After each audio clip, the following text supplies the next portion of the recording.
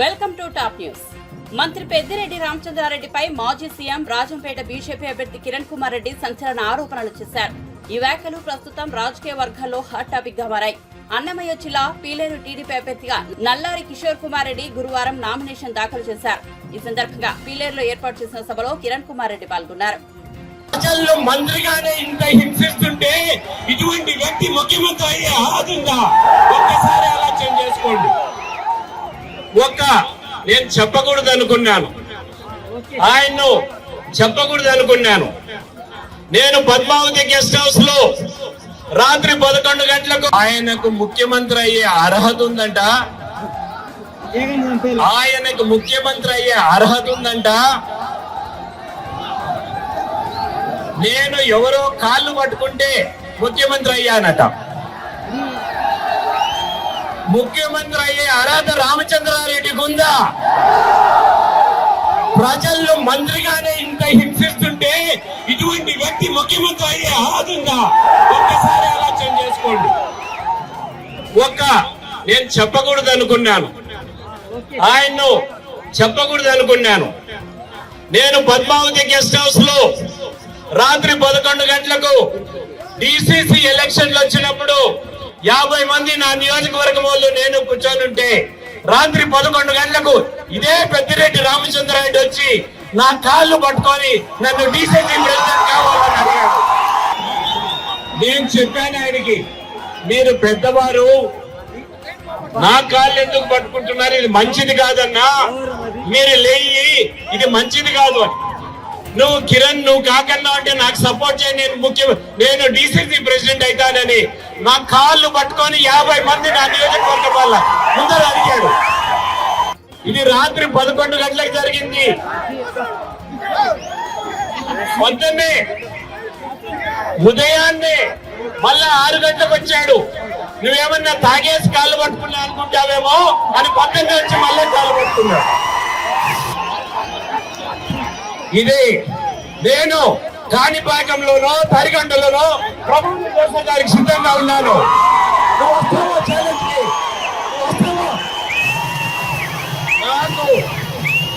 నాకు కాళ్ళు పట్టుకునే అలవాటు లేదు. నేను సగౌరవంగా అమర్నాథ్ రెడ్డి కొడుకుని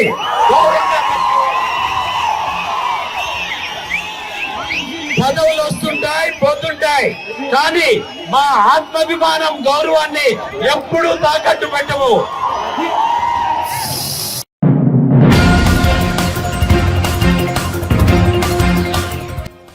టీడీపీ జాతీయ ప్రధాన కార్యదర్శి మంగళగిరి అసెంబ్లీ అభ్యర్థి నారా లోకేష్ తరపున ఎన్డీఏ కూటమి నేతలు నామినేషన్ దాఖలు చేశారు. భారీ ర్యాలీగా తరలి వచ్చిన కూటమి నేతలు మంగళగిరి కార్పొరేషన్ కార్యాలయంలో రిటర్నింగ్ అధికారికి 2 సెట్ల నామినేషన్ పత్రాలు సమర్పించారు. అంతకుముందు లోకేష్ నామినేషన్ పత్రాలకు టీడీపీ, జనసేన, బీజేపీ నేతలు స్థానిక ఆలయంలో పూజలు జరిపించారు. ఆపై సర్వమత ప్రార్థనలు నిర్వహించారు. అనంతరం కార్పొరేషన్ కార్యాలయం వరకు 3 పార్టీల శ్రేణులు భారీ ర్యాలీ చేపట్టాయి. లోకేష్ నామినేషన్ సందర్భంగా మంగళగిరి పట్టణంలోని రహదారి జనసంద్రంలా మారింది. స్థానిక మిద్దె సెంటర్, సీతారామస్వామి కోవెల సెంటర్ మధ్య 3 పార్టీ జెండాలతో కోలాహలం మిన్నంటింది. ఈ ర్యాలీలో ఎస్సీ, ఎస్టీ, మైనార్టీ వర్గాలు కథం తొక్కాయి. కాగా నారా లోకేష్ నామినేషన్ దాఖలకు తమిళనాడులోని శ్రీ రంగనాథస్వామి ఆలయ పూజారులు ముహూర్తం ఖరారు చేసినట్టు తెలుస్తోంది.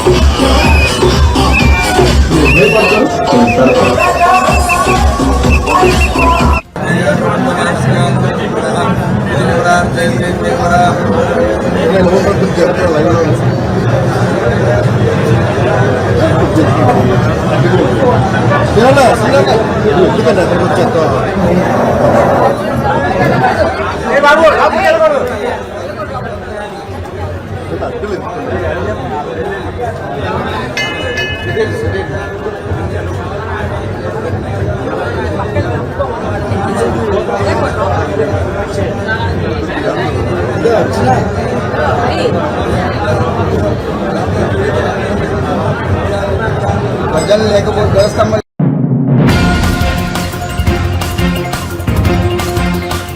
రాష్ట్రంలో లిక్కర్ మాఫియా రాజ్యమేలుతోందని ఏపీపీసీసీ అధ్యక్షులు వైఎస్ షర్మిల విమర్శించారు. మద్య నిషేధం అమలు చేస్తామన్న జగన్ హామీ గంగలో కలిసిపోయిందని ఎద్దేవా చేశారు. ల్యాండ్ శాండ్ మాఫియాలు రాష్ట్రంలోని వనరులను దోచుకున్నాయని విమర్శించారు. అనంతపురం జిల్లా నార్వలలో నిర్వహించిన కాంగ్రెస్ న్యాయయాత్రలో షర్మిల మాట్లాడారు. ఎవరికి వేస్తున్నాము అని ఒక్కసారి ఆలోచన చేయండి.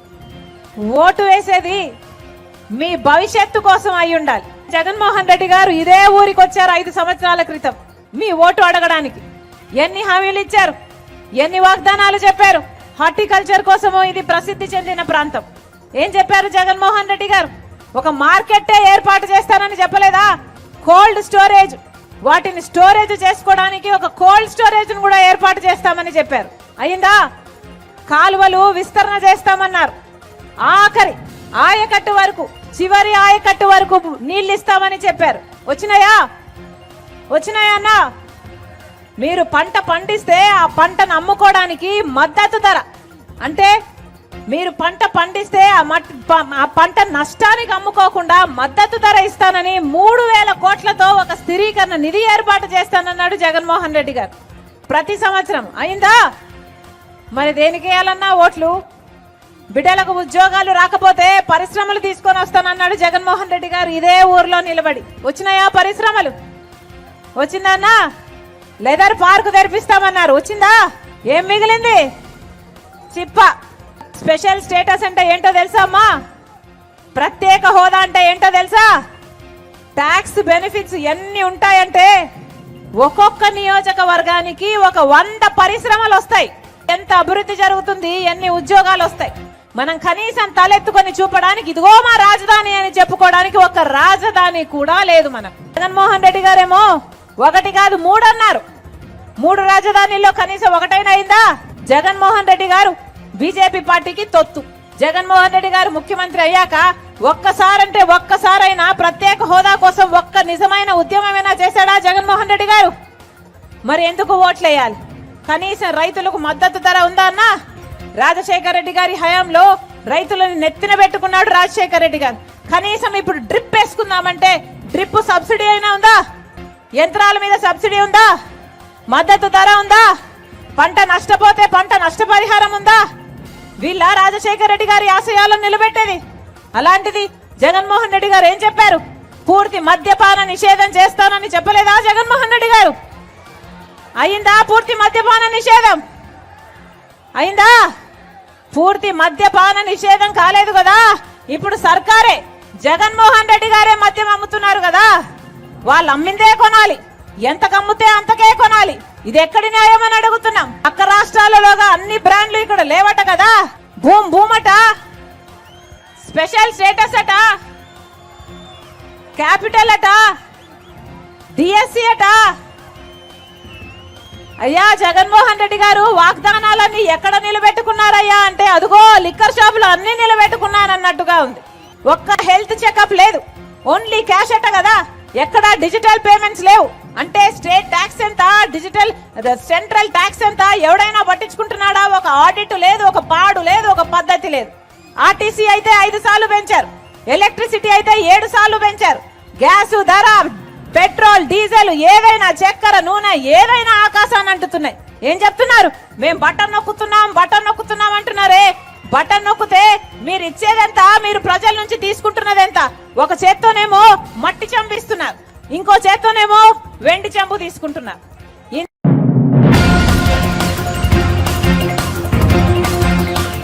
అత్యవసర సమయంలో గర్భిణికి శస్త్రచికిత్స చేసి తల్లి బిడ్డలను కాపాడారు దర్శి టీడీపీ కూటమి అభ్యర్థి డాక్టర్ లక్ష్మి. దర్శి మండలం అబ్బాయిపాలెనికి చెందిన వెంకటరమణ గర్భిణి పురిటి నొప్పులు రావడంతో కుటుంబ సభ్యులు ఆమె దర్శిలోని ఓ ప్రైవేట్ ఆసుపత్రిలో చేర్పించారు. పరిస్థితి క్లిష్టంగా ఉండటంతో శస్త్రచికిత్స అవసరమని వైద్య సిబ్బంది భావించారు. అప్పటికి ఆసుపత్రి వైద్యురాలు చాలా దూరంలో ఉన్నారు. మరోవైపు ఆసుపత్రికి సుమారు 20 కిలోమీటర్ల దూరంలోనే దర్శి టీడీపీ కూటమి అభ్యర్థి డాక్టర్ గొట్టిపాటి లక్ష్మి ప్రచారం నిర్వహిస్తున్నారు. ఈ నేపథ్యంలో ఆసుపత్రి సిబ్బంది గర్భిణీ పరిస్థితి గురించి డాక్టర్ లక్ష్మి దృష్టికి తీసుకెళ్లారు. గైనకాలజిస్ట్ అయిన డాక్టర్ లక్ష్మి వెంటనే స్పందించారు. ఆసుపత్రికి చేరుకుని గర్భిణికి శస్త్రచికిత్స చేసి తల్లి బిడ్డలను కాపారు. దీంతో మహిళా బంధువులు ఆమెకు కృతజ్ఞతలు తెలియజేశారు.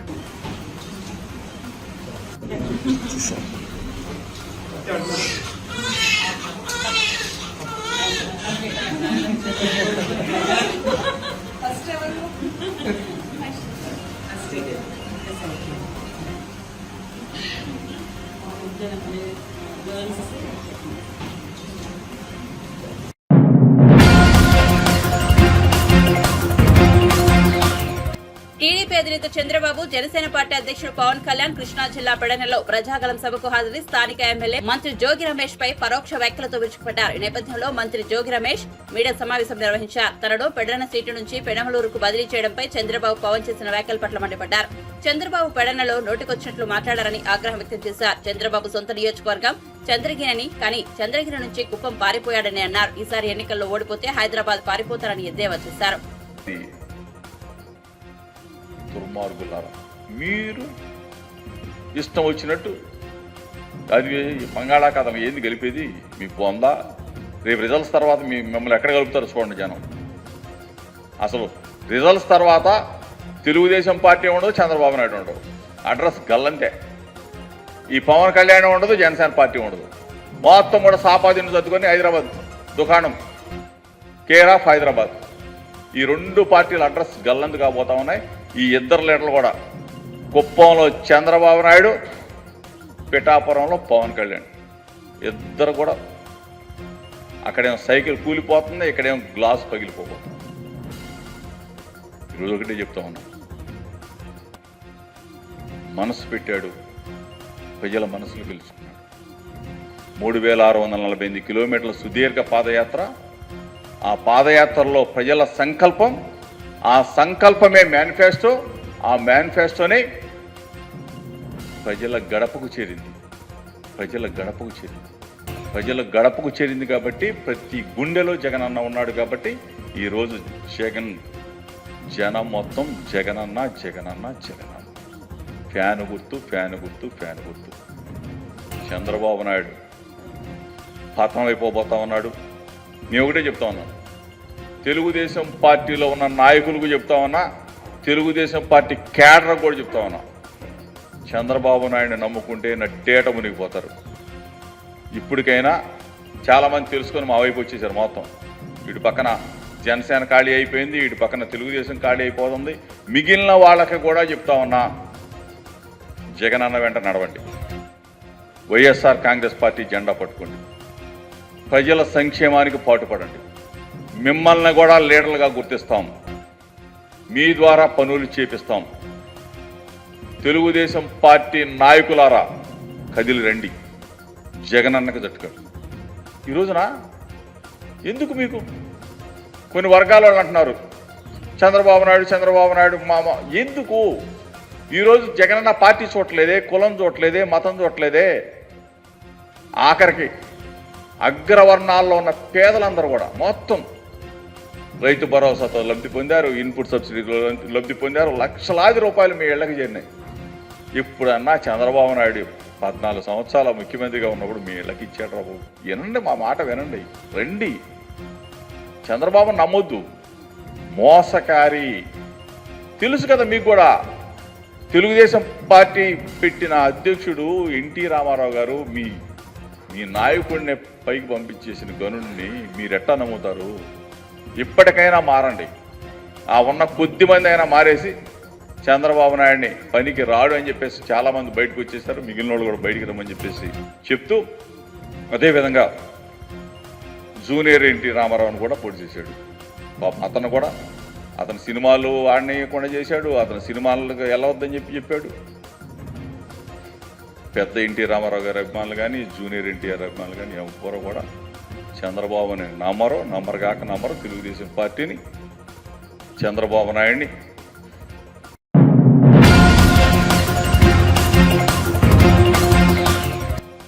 టీడీపీ, జనసేన, బీజేపీ కూటమి తరఫున ప్రముఖ నటుడు హైఫరాది ఎన్నికల ప్రచారం నిర్వహించారు. అనకాపల్లి నియోజకవర్గం కసింకోటలో జనసేన ఎమ్మెల్యే అభ్యర్థిగా పోటీ చేస్తున్న మాజీ మంత్రి కొడతాల రామకృష్ణకు మద్దతుగా గాజు గ్లాస్ గుర్తుకు ఓటేయాలని ప్రజలను కోరారు. ఎంపీ స్థానానికి ఉమ్మడి అభ్యర్థిగా పోటీ చేస్తున్న సీఎం రమేష్ కు కమలం గుర్తుకు ఓటేయాలని అభ్యర్థించారు. దుకాణాలు, పలు కాలనీలో ఇంటింటి ప్రచారం నిర్వహించారు. అయ్యో మా అన్నయ్యకే ఓటించాలి బాగా సపోర్ట్ చేసి అన్నయ్యని అక్కడ నిల్చోబెట్టాలి. అదే కష్టపడతాం మీరు కూడా.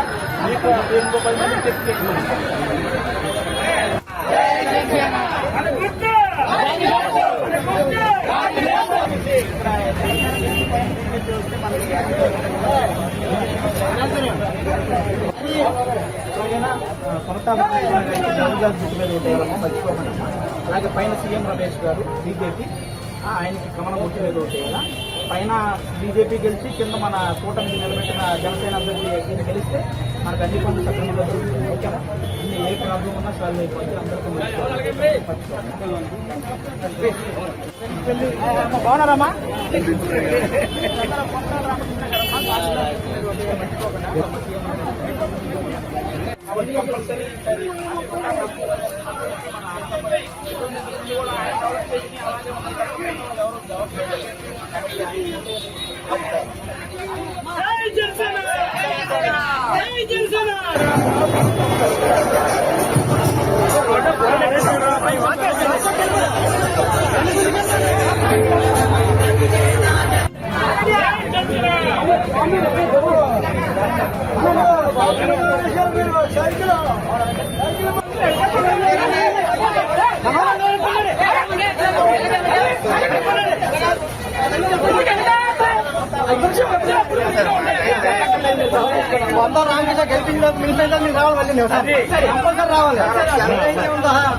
జై జనసేన. కళ్యాణ్ గారు నిలబెట్టిన మొత్తం ఎంతమంది ఉన్నారు కదా? మొత్తం అందరూ ఎవరు గెలిచినా అందరి దగ్గర మళ్ళీ వస్తారు. గెలిచిన ప్రతి ఒక్కరి దగ్గర ఈసారి మ్యాక్సిమం అందరూ గెలుస్తున్నారు. ఎందుకంటే పవన్ కళ్యాణ్ గారు 10 సంవత్సరాల నుంచి ఆయన పడ్డ కష్టం అంటే అందులో డౌట్ లేదు.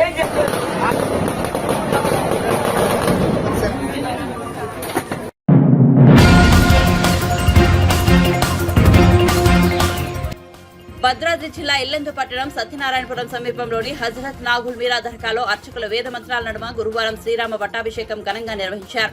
మత సామరస్యాన్ని పెంపొందించేలా ఈ దర్గాలో శ్రీరామనవమి వేడుకలు, శ్రీరాముడు పట్టాభిషేకం నిర్వహిస్తున్నారు. పట్టాభిషేకాన్ని తిలకించేందుకు హిందువులతో సహా మహమ్మదీయులు సైతం భారీగా తరలివచ్చారు.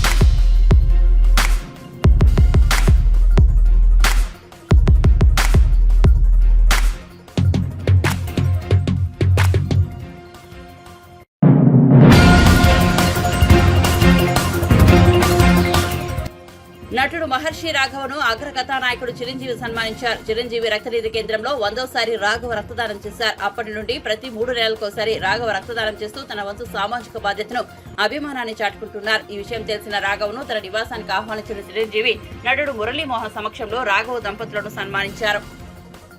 చారిటబుల్ ట్రస్ట్ ఆ బ్లడ్ బ్యాంక్లో రక్తం దానం ఇవ్వడం జరిగింది. అంటే ఇంతవరకు 50 సార్లు ఇచ్చిన వాళ్ళు, 60 సార్లు ఇచ్చిన వాళ్ళు ఉన్నారు. కానీ ఒక వ్యక్తి 100 సార్లు రక్తదానం ఇవ్వడం అనేది ఇదే ప్రథమం. ఇలాంటి సందర్భంగా మా మహర్షి రాఘవని మనస్ఫూర్తిగా మా ఇంటికి ఆహ్వానించి నేను అభినందించడం నాకు ఎంతో సంతోషం కలిగిస్తుంది. సో నిజంగా చాలా గ్రేట్ రాఘవ. అంటే మేము బ్లడ్ బ్యాంక్ ఫస్ట్ టైం పెట్టినప్పుడు మురళీమోహన్ అన్నయ్య ఉన్నారు అక్కడ.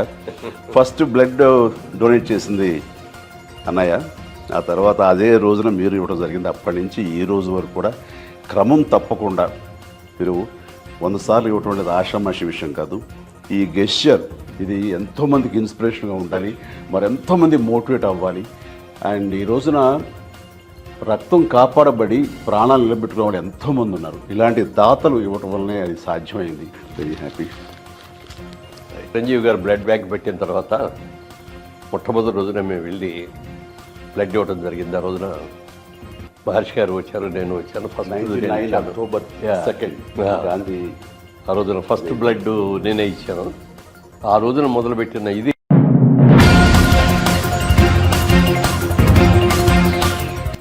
సీఎం జగన్ చేపట్టిన మేమంతా సిద్ధం బస్సు యాత్ర జనం లేక వెలవెలబోయింది. తూర్పు గోదావరి జిల్లా పెరవలిలో సీఎం బస్సు యాత్ర కొనసాగిస్తున్నారు. కాగా ప్రజల నుంచి స్పందన లేకపోవడంతో సీఎం జగన్ కాన్వాయ్ వెళ్తూ ఇలా కల్పించారు.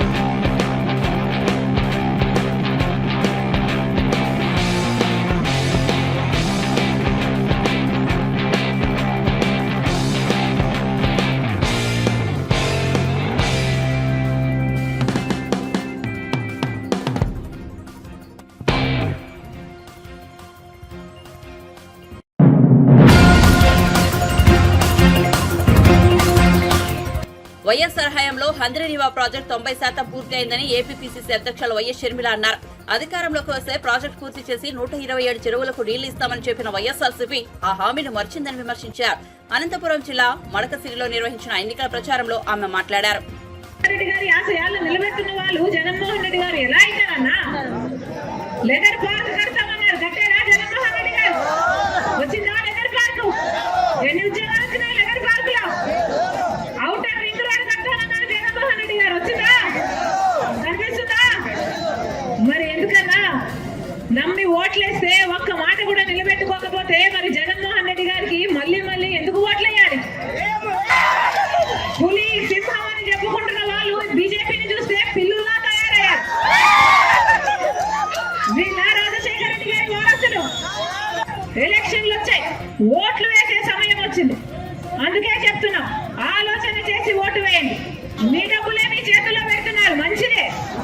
కానీ ఓటు మాత్రం ఎవరికి వేస్తున్నామని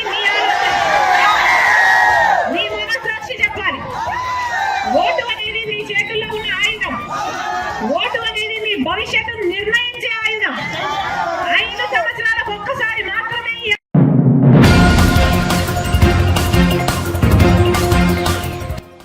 మెగాస్టార్ చిరంజీవితో రష్యా రాజధాని మాస్కో ప్రభుత్వ ప్రతినిధులు ప్రత్యేకంగా సమావేశమయ్యారు. జూబ్లీహిల్స్ లోని తన నివాసంలో వారితో చిరంజీవి భేటీ అయ్యారు. ఇరు దేశాల్లో సినీ పరిశ్రమ అభివృద్ధి, సృజనాత్మక రంగాల్లో ప్రోత్సాహాలపై పరస్పరం చర్చించుకున్నారు. రష్యాలో తెలుగు సినిమా చిత్రీకరణలను ప్రోత్సహించేందుకు సిద్ధంగా ఉన్నామని, 2 పరిశ్రమల మధ్య సృజనాత్మక సహకారం అవసరమని మాస్కో సాంస్కృతిక మంత్రిత్వ శాఖ ప్రతినిధులు, సినీ రంగ సలహాదారులు జులియా గోల్బెవా, ఎకటేరియా ఝాడే చిరంజీవికి వివరించారు.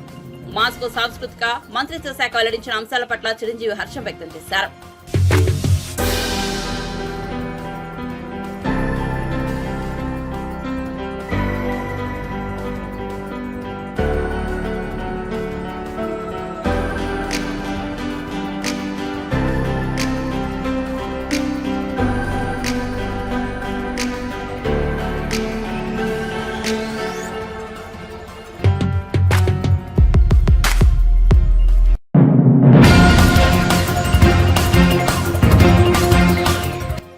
శ్రీరాముడి పట్టాభిషేకానికి హాజరైన తెలంగాణ గవర్నర్ రాధాకృష్ణన్ ముందుగా ఆలయాన్ని దర్శించుకున్నారు. వేద పండితులు గవర్నర్ కు స్వాగతం పలికి శ్రీరాముడి దర్శన ఏర్పాట్లు చేశారు. అనంతరం తీర్థ ప్రసాదాలు సహా వేద ఆశీర్వచనం అందించారు. భారతీయుల గుండెల్లో రాముడు ఎల్లప్పుడూ ఉంటారని ఈ సందర్భంగా గవర్నర్ అన్నారు.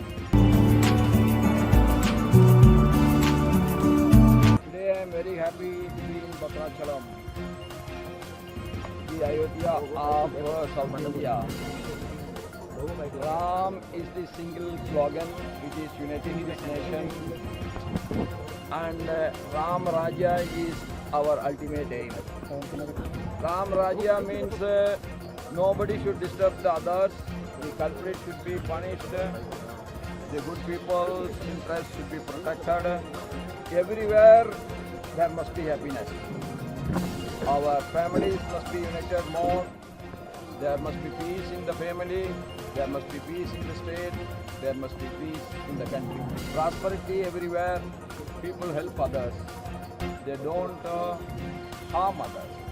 That is Ram Rajya, our prayers are for creating a Ram Rajya in India.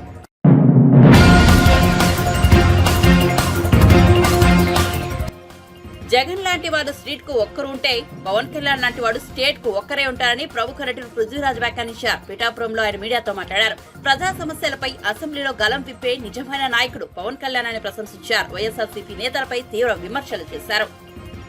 మీరు సూపర్ స్టార్ కృష్ణలా ఉన్నారండి. ఇప్పుడు మీరు జనసేనకి ఇప్పుడు వచ్చిన బ్రేకింగ్ న్యూస్, మా వాళ్ళు అందరూ తిరుగుతున్నారు. 3 యూనివర్సిటీ స్టూడెంట్స్ చేసింది 21 స్థానాల్లో 19 స్థానాలు దూసుకెళ్తున్నాయి. 175కి 170 వస్తే నేను 170 నువ్వే తీసుకున్నాను మొత్తం. మళ్ళీ ఎందుకు ఎలక్షన్ 175 ఆడవాళ్ళు ఎడుతున్నారు.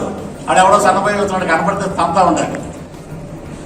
అద్భుతంగా మనం అందరం కలిసి పనిచేద్దాం. పిఠాపురాన్ని 1,00,000 మెజార్టీతో పవర్ స్టార్ పవన్ కళ్యాణ్ గారు మా జనసేన అధ్యక్షులు గెలిపిద్దామండి.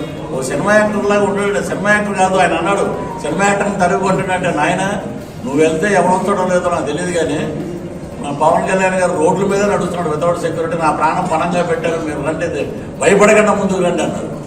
నీకేం చేయాలి? నీకేమన్నా నువ్వేమన్నా సాధు మహారాజు అనుకుంటావు? కాళ్ళు కడిగి నీ కాలు కింద నీళ్ళు నెత్తి మీద పోసుకుంటే పవన్ కళ్యాణ్ గారు గొప్పోడు ఏదైనా నీకేదో అంత ముద్దపాడేస్తున్నాడు, కూర్చుని మాట్లాడుతున్నావు. నీకు చివరికి ఏముండదు నీకు. తర్వాత నువ్వు చరిత్రలో నువ్వే మిగిలిపోతావు. మేమంతా సంక్షేమం కోసం, నాయకుడి కోసం, మా అసలైన సిసలైన కాపు నాయకుడు ఈ రాష్ట్రంలో ఎవరైనా ఉన్నారు, మిగిలి ఉన్నారా ఎవరైనా ఒకరైతే సత్యం కంటే ఓన్లీ పవన్ కళ్యాణ్. వీళ్ళు ఎవరో లేరండి. వీళ్ళంతా ఏంటంటే చిలకలపూడి బంగారు రోడ్డు కోడు సినిమా నటుడు లాగానే ఉండడం. ఇక్కడ పిఠాపురం కదా, ఎక్కడ నేను జనాల్లో కలిసి వెళ్ళిపోతాను. ఇప్పుడు మా తాడేపల్లి కూడా ఉంది. తాడేపల్లి కూడా వెళ్తే నేను బైక్ మీద వెళ్ళి నేను మా ఫ్రెండ్స్ వెళ్ళి గోడకి ఇంట్లో టిక్కిచ్చాను. మా గోల్షెట్ సినిమాతో పాటు అటు ఇటు తిరిగి వస్తుంది. నేను అలాగా సినిమా యాక్టర్లు రాజకీయాల్లోకి ఎందుకు రాకూడదంటే జగ్గయ్య గారు వచ్చారు, ఎంపీ చేశాడు. శారద గారు వచ్చింది, ఎంపీ చేసింది. ఒక సీట్ ఉన్న బీజేపీ ఇప్పుడు దేశాన్ని వెళ్తుంది 2 టర్ములు. పవన్ కళ్యాణ్ గారు లైఫ్ కూడా రేపటి నుంచి అదే. ఒక నాయకుడు పుట్టాడు, ఆ నాయకుడికి చాలా కష్టాలు ఉంటాయి స్టార్టింగ్లో. అవన్నీ దాటేశాడు బాగుడు. ఇప్పుడు ఈసారి అసెంబ్లీలోకి అడుగు పెడతాడు. బాలకృష్ణ నేలగానే చూసారా, one size stable history repeats అని అదే జరుగుతుంది. పవన్ కళ్యాణ్ వస్తే మీకు ఎందుకు తడిసిపోతుంది? ఇప్పుడు అందరిలాగే ఆయన కూడా ఎమ్మెల్యే అన్నీ అడుగుతాడు అని చెప్పి భయం. అద్భుతమైన నాయకుడు మన పిఠాపురం నుంచి వచ్చాడు అనేది పొద్దున గర్వంగా చెప్పుకుంటారు. యూత్ కానీ, మహిళలు కానీ, అన్ని వర్గాల వారు, అన్ని చేతివృత్తుల వారు. పవన్ కళ్యాణ్ దమ్మున్న లీడర్. ఏదైతే చెప్పాడు ఎలక్షన్ అదే చేశాడు.